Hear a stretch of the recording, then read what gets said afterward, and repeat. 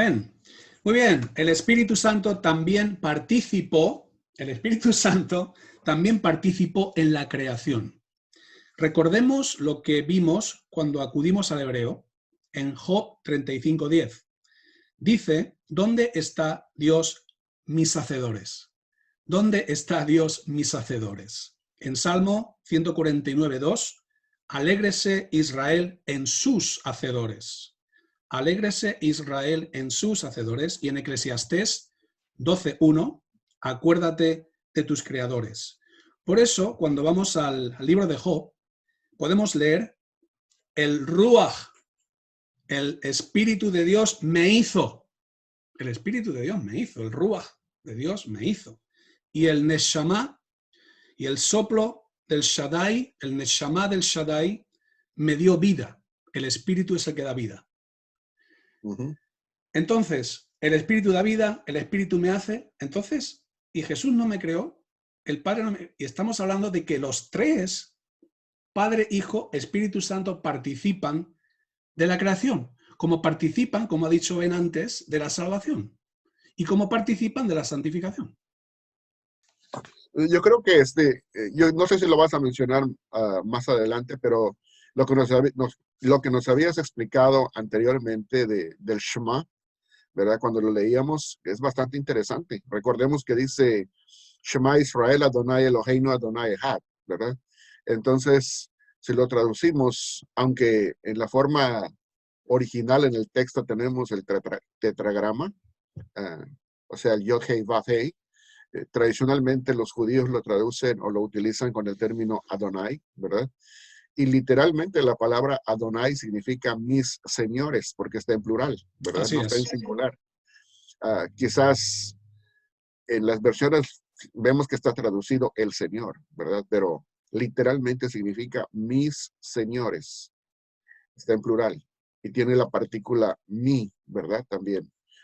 Y después dice Eloheinu. Y también está en plural, ¿verdad? Y significa, lo traducimos comúnmente nuestro Dios, pero significaría literalmente nuestros dioses, ¿verdad? Porque está en plural. Y luego la palabra Ejad, que significa uno, ya hemos hablado de eso antes, que es un uno compuesto, es una unidad compuesta, no es una unidad absoluta. Y ya lo habías explicado, entonces todo compagina perfectamente. Totalmente. Hay tres personas distintas en la deidad. Y es curioso porque no hay 4, ni hay 2, ni hay 5, ni hay 100. Hay 3. Y vamos a ver, Ben y yo hemos seleccionado unos pasajes que creo que son muy claros. Hay más. No creas que no hay más, ¿vale? Hay muchos más. Pero hemos seleccionado los que hemos considerado muy claros. En Isaías 63, 9 y 10. Por cierto, estos dos versículos ya los he citado antes. Pero vamos a detenernos en cada persona. En todas sus angustias, él fue afligido. En todas sus angustias, Dios Padre fue afligido. Y el ángel de su presencia y el malaj, y el ángel del Señor, el mensajero, el malaj, se refiere a Jesús. Se refiere a Jesús, porque malaj, la palabra malaj, también se refiere a los sacerdotes, a los mensajeros, se llaman melahim. Es muy importante, ¿verdad? Porque cuando nosotros seguimos la traducción y está traducido como ángel, ¿verdad? Nosotros directamente a veces pensamos que se refiere a los ángeles celestiales como seres creados, ¿verdad? Que se pinta con las alas y todo eso, ¿verdad? Todo eso. Entonces, pero eso ya es parte de la creación. Entonces, cuando oímos el ángel de su presencia, inmediatamente a la palabra ángel, vamos a esa criatura creada, ¿verdad? Valga la redundancia. Correcto. Pero realmente la traducción correcta no sería el ángel de su presencia, sino sería el mensajero. Y entonces ya la palabra mensajero nos puede decir que hay mensajeros divinos que son parte de la divinidad y hay mensajeros que son criaturas. Como tú lo mencionaste, que puede ser un ángel celeste, o sea, celestial, o puede ser un sacerdote, que también es un mensajero, o un profeta, que sale enviado por Dios, es un mensajero para el pueblo, es un malaj. Entonces, si traducimos correctamente, entonces ya podemos entender a qué se refiere la escritura. Entonces, la primera persona, él fue afligido. La segunda, el malaj de su presencia, los salvó. En su amor y en su compasión los redimió, los levantó y los sostuvo todos los días de antaño. Mas ellos se rebelaron y contristaron su santo espíritu. Yo aquí veo 3 personas. Fácilmente. En Lucas 1:35, el Espíritu Santo vendrá. Primera persona que vemos aquí es el Espíritu Santo vendrá sobre ti y el poder del Altísimo y el poder de Dios Padre te cubrirá con su sombra. Por eso el Santo Niño, aquí está la tercera persona que aparece, tenemos el Espíritu Santo vendrá, el poder del Altísimo cubre y entonces nacerá el Hijo de Dios, que es la otra persona, la tercera persona. Después en Mateo 3:16 podemos leer, después de ser bautizado, Jesús salió del agua. Primera persona que vemos. Inmediatamente, y aquí los cielos se abrieron y vio el Espíritu de Dios que descendía como una paloma. No era una paloma. Descendía como una paloma. O sea, a la manera como desciende una paloma. A la manera, ¿verdad? Y aquí tenemos la otra persona, el Espíritu de Dios descendía. Y he aquí, se oyó una voz del cielo. Este es mi hijo. ¿Quién dice este es mi hijo? Solamente el padre. Si no dirías este es mi sobrino y sería el tío. Este es mi hijo. 3 personas. Bueno, Juan 14:16. A ver, y yo rogaré al Padre. Primera persona, y yo, Jesús. ¿Rogaré a quién? Al Padre. Y el Padre os dará otro consolador, el Espíritu Santo, 3 personas. Y creo, ven, que tú dijiste algo muy curioso, muy interesante del otro consolador. Creo que dijiste algo de... Sí, explicamos la vez pasada que en griego hay 2 palabras que son muy apropiadas porque distintamente selecciona cada cosa. La palabra heteros significa otro, es una palabra griega que significa y se traduce otro, pero se podría traducir otro diferente, dando a entender que es otro numéricamente hablando y otro de una naturaleza o sustancia o esencia diferente. Ahora, hay otra palabra en griego que es alos, que también significa otro y se traduce otro, que es numéricamente diferente en cuanto a su persona, pero que es de la misma naturaleza, en este caso divina o deidad. Lo que está obviamente implicando es que tanto divino es el espíritu, o sea, deidad es el espíritu, parte de la divinidad es el espíritu, como también el primer consolador, que es Jesús, ¿verdad? Amén. Y uno podría decirse, pero es que a Jesús nunca le han llamado consolador, ¿verdad? Y es una cosa equivocada, porque si uno lee el libro de Lamentaciones, ahí se da uno cuenta de que el consolador mencionado ahí viene por la palabra menachem en hebreo, que significa consolador, ¿verdad? Y se refiere al Mesías. Entonces, Mesías fue nuestro primer consolador, y en la ausencia de él envía al otro consolador que va a tomar numéricamente diferente en cuanto a persona, pero de la misma naturaleza va a tomar el lugar que él estaba llevando, la función y el lugar que él tenía mientras estaba en su ministerio terrenal. Qué bueno.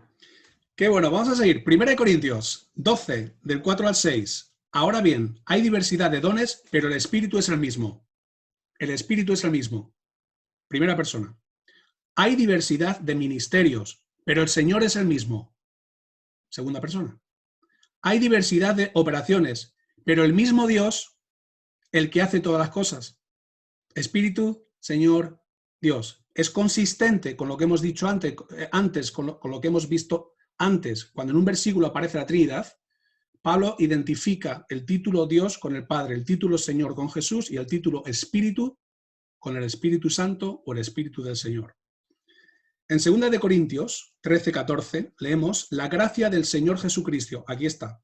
Señor Jesucristo, el amor de Dios. Sabemos que es el Padre. La gracia del Señor Jesucristo, primera persona, el amor de Dios, segunda persona, y la comunión del Espíritu Santo, tercera persona, sean con todos vosotros. 3 personas.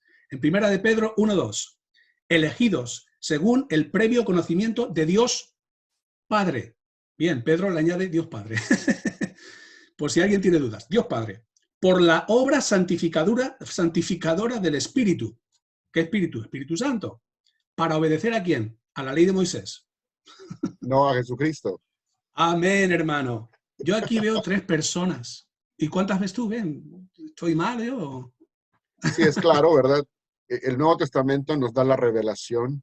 De hecho, creo que es muy claro cuando Juan el apóstol, ¿verdad? En su capítulo primero, él nos dice, a Dios nadie le vio jamás, dando a entender a Dios Padre, nadie le vio jamás.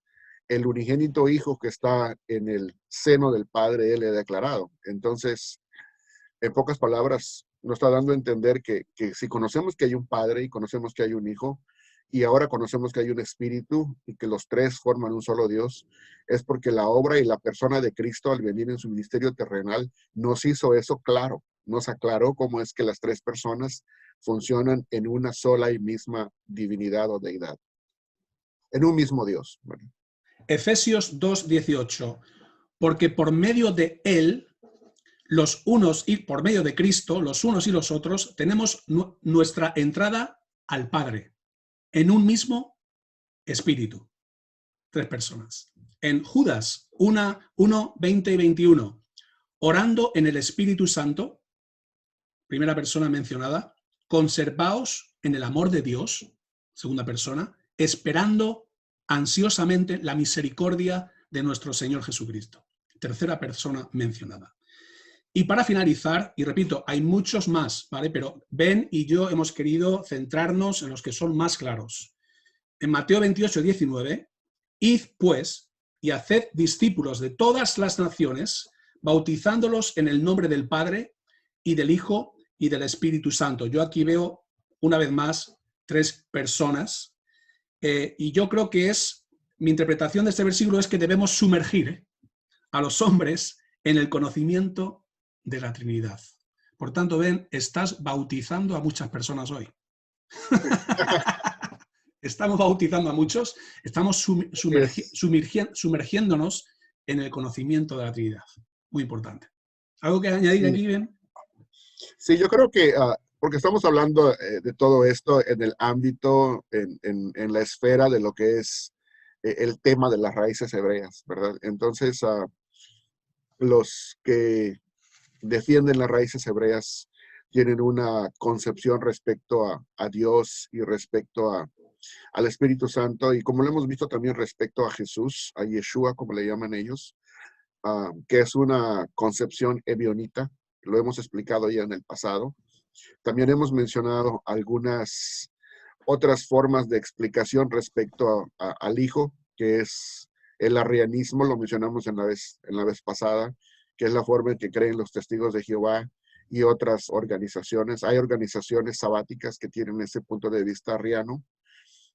No voy a mencionar los nombres, pero lo tienen. Y de otra manera de decirlo, hay muchas sectas que tienen un concepto del Espíritu Santo en donde se rechaza su persona y se cree nada más que es como un poder impersonal, una fuerza activa. Y es importante que entendamos esto, ¿verdad? Porque conforme nos vamos adentrando en la persona del Espíritu o sumergiendo en la persona del Espíritu, en su conocimiento, esto es algo imprescindible. Si nosotros queremos empezar a, a conocer de una manera más amplia a Dios, creo que el aceptar y reconocer la persona del Espíritu es imprescindible, porque es el Espíritu el que nos revela las cosas. O sea, desarrollar una relación personal con el Espíritu es tan importante como es desarrollar una relación personal con Cristo. Ahora, Amén. el Espíritu Santo nos ayuda a ir entendiendo todas esas cosas que la revelación bíblica nos da en la Escritura, ¿verdad? Conforme vamos aceptando el rol, el papel que Él tiene, su persona, que es Dios, ¿verdad? Juntamente con el Hijo y con el Padre, entonces Él nos va abriendo el plano de entendimiento, pero si de antemano lo rechazamos, pues es ahí en donde empezamos a contristarlo, es ahí donde empezamos la palabra contristar significa entristecer, ¿verdad? Empezamos a entristecerlo en un, digamos, en un verbo más contemporáneo, más moderno, ¿verdad? Porque contristar es un verbo que entendemos muchos, pero quizás otros no. En Latinoamérica no es un verbo que se utiliza mucho. Entristecer se utiliza más, ¿verdad? Entonces, nos dice que no entristezcamos al espíritu, no entristezcáis al espíritu. Lo dice en forma de orden, ¿verdad? No entristezcáis al espíritu. Es un imperativo.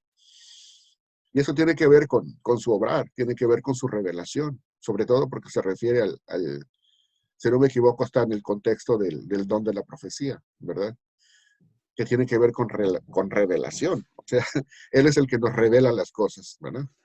He disfrutado un montón, Ben. Yo siempre disfruto contigo y yo creo que la gente también está disfrutando con todo lo que estamos aportando a sus vidas.